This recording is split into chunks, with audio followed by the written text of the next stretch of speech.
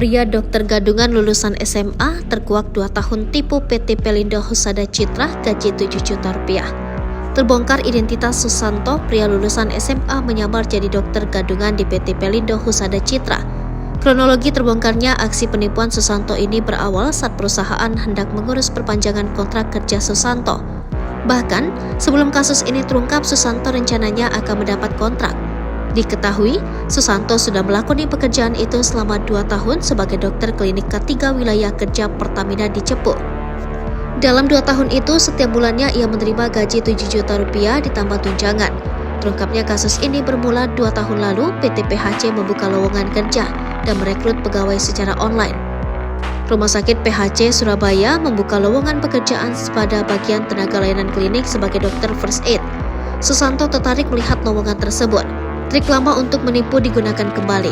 Untuk bisa mengisi formulir pendaftaran, dia kemudian mencari dokter di media sosial Facebook.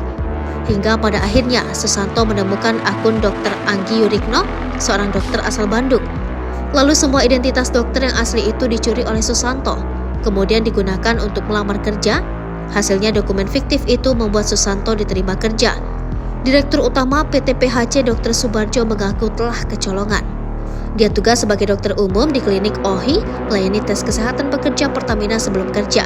Tugasnya hanya mengecek kesehatan pekerja, bukan memberi resep obat, ujar Dr. Subarjo. Kasus ini pun bergulir di meja hijau. Susanto sekarang tengah diadili di Pengadilan Negeri Surabaya. PT PHC berharap kasus tersebut bisa dijadikan pelajaran, terutama bagi perusahaan yang sedang membuka lowongan kerja. Ada baiknya teliti memeriksa dokumen-dokumen pelamar kerja.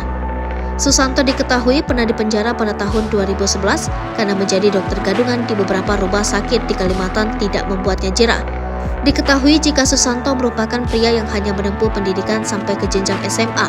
Namun dengan akal liciknya, Susanto berhasil menipu banyak orang hingga membuatnya mendapat pekerjaan sebagai dokter. Susanto memalsukan lampiran CV yang berisikan surat izin praktik dokter, ijazah kedokteran, kartu tanda penduduk, dan sertifikat Hiperkes.